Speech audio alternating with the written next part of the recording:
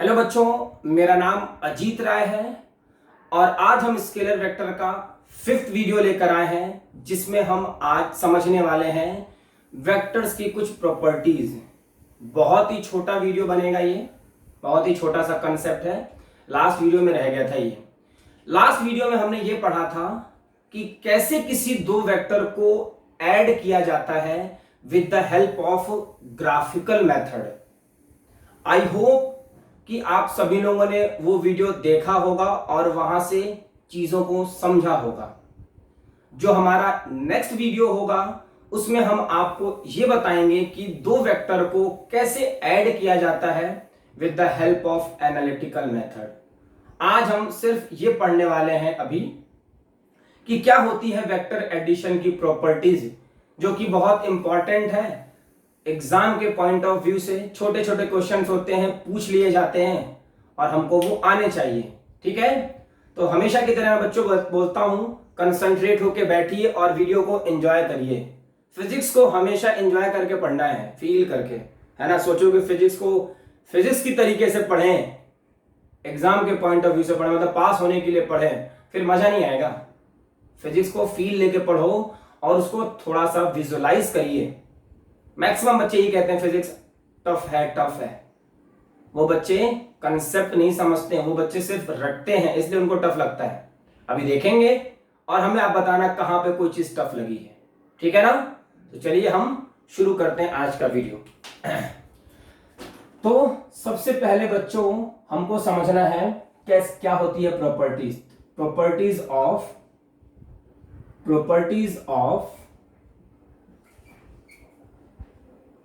Vectors addition.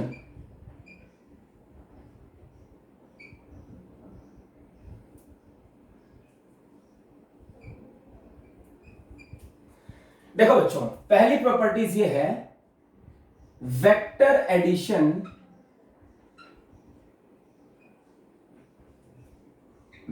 Addition obeys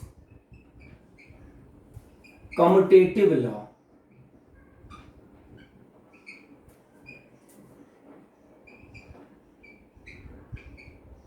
ये commutative law क्या होता है? तो देखिए बच्चों, हम ये कहते हैं कि A vector plus B vector is equal to B vector plus A vector. अगर कहीं पे लिखा हुआ A vector plus B vector, तो उसको हम B vector plus A vector भी लिख सकते हैं। इसको थोड़ा सा हम प्रूफ करते हैं।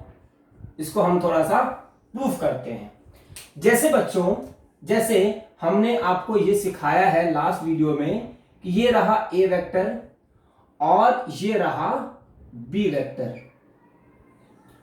और हम चाहते हैं इन दोनों वेक्टर का रिजल्टेंट ढूंढना। तो क्या करते थे? पैरेललोग्राम को कंप्लीट किया करते थे। कैसे पैरेललोग्राम कंप्लीट होता था? इसकी पैरेलल शिफ्टिंग करिए और इसकी पैरेलल शिफ्टिंग करिए, है ना। ये आ गया बी वेक्टर और ये आ गया ए वेक्टर, और ये वाला एंगल थीटा है। और हमने बच्चों सीखा हुआ है कि ये वाली जो वेक्टर है ना, ये वेक्टर होती है रिजल्टेंट वेक्टर। यही तो सीखा हमने। अब इसी को हमने यहां पे थोड़ा सा प्रूफ करना है। जैसे हमने कहा कि ये रहा ए वेक्टर और ये रहा बी वेक्टर, है ना। इस वेक्टर को पैरेलल शिफ्ट करिए, तो कैसा दिखेगा बच्चों? एक ये वेक्टर और इसकी पैरेलल शिफ्टिंग बी वेक्टर यहां पे। और हमने क्या सीखा ट्रायंगल लॉ में कि कोई भी दो वेक्टर ट्रायंगल की दो साइड्स को रिप्रेजेंट कर रहा है, तो उसकी थर्ड साइड इन दोनों वेक्टर का रिजल्ट होगा।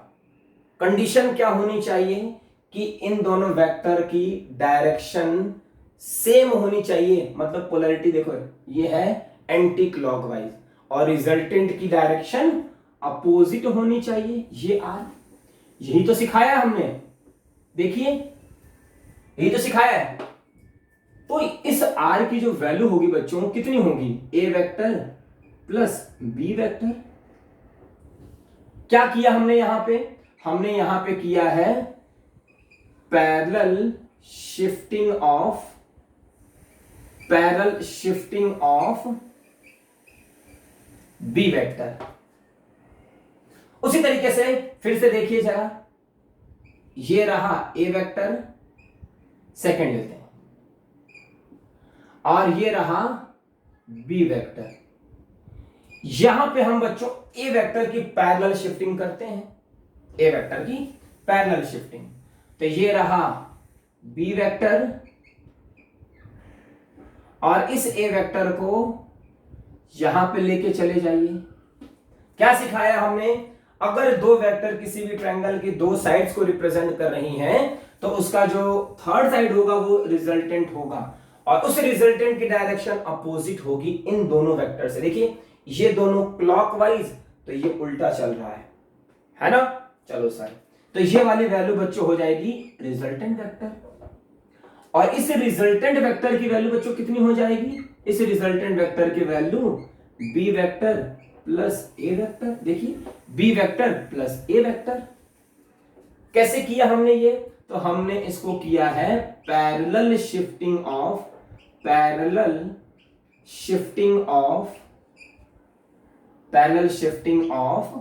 Vector A. क्या मेरी बात समझ में आई।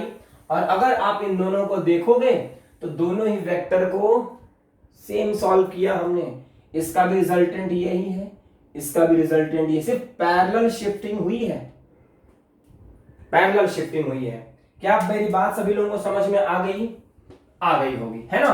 तो हमने यहां से ये बता दिया और प्रूफ भी कर दिया कि कैसे वेक्टर्स कम्यूटेटिव लॉ को फॉलो करता है। नेक्स्ट बच्चों, नेक्स्ट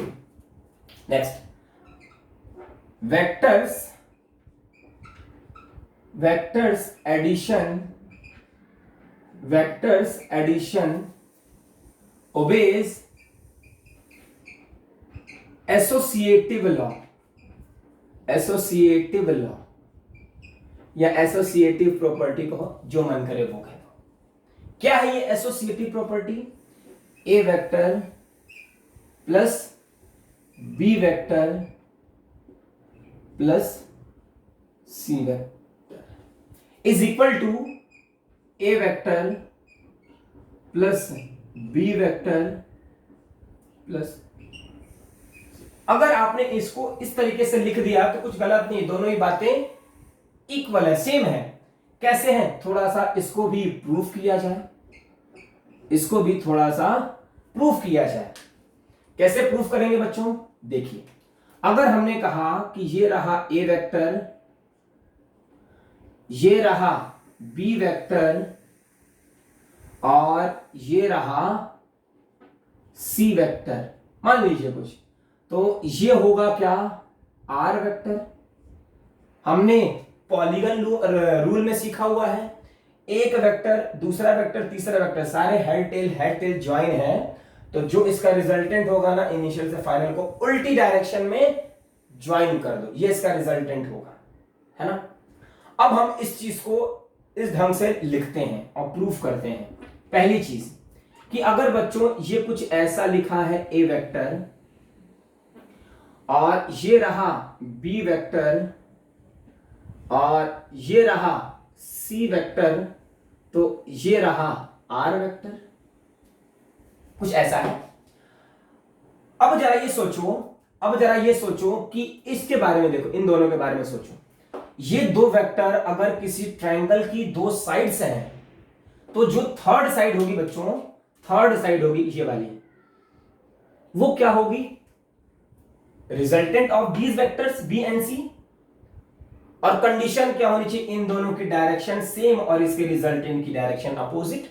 तो हमने देखो क्या किया, कुछ बी वेक्टर सी वेक्टर दोनों की डायरेक्शन सेम है और इसकी डायरेक्शन अपोजिट है, और ये बच्चों कितनी हो जाएगी वैल्यू, ये हो जाएगी B vector plus C vector के बराबर, है ना। इसका नाम रख दो R1 रख दो मान लो।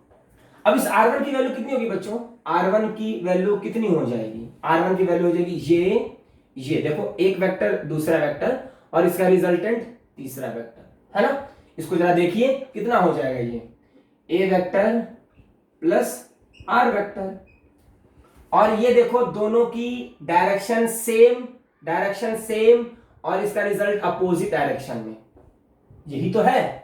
और ये कितना लिखा, इस कैसे लिखा जा सकता है, A vector plus B vector plus C vector. क्या मेरी बात आप लोगों को क्लियर हुई है? ठीक है, नेक्स्ट बच्चों जरा देखिए, ये रहा ए वेक्टर, ये रहा बी वेक्टर, ये रहा सी वेक्टर और ये रहा आर वेक्टर। कुछ ऐसा ही तो बना है ना। अब क्या है, मेरे को क्या करना है, अगर मैं कहता हूं जरा इसके बारे में सोचिए, ए वेक्टर बी वेक्टर के बारे में, इन दोनों वेक्टर का रिजल्टेंट ये होगा, बिल्कुल होगा। इन दोनों की साइड ये रही, साइड इसका देखो सेम है और इसके रिजल्टेंट का अपोजिट है, ये हो गया आर वेक्टर। ये आर वेक्टर बच्चों कितना होगा, A vector plus B vector R1 ले। अब इस R1 की वैल्यू कितनी होगी बच्चों, एक रहा ये वेक्टर और ये रहा दूसरा वेक्टर, इन दोनों की डायरेक्शन देखो सेम, कुछ है ना, इन दोनों की डायरेक्शन सेम, और ये किसकी वैल्यू है, इसके रिजल्टेंट की वैल्यू है, और ये रिजल्टेंट की वैल्यू कितनी आई है, इसके रिजल्टेंट की जो वैल्यू आई है वो कितनी है, R vector plus C vector, है ना। देख लो इस रिजल्टेंट की वैल्यू कितनी है, R वेक्टर और C वेक्टर। R वेक्टर की वैल्यू कितनी है बच्चों, ए vector B vector plus C vector. क्या मेरी बात क्लियर हुई आप लोगों को? ये है वेक्टर एडिशन की प्रॉपर्टीज।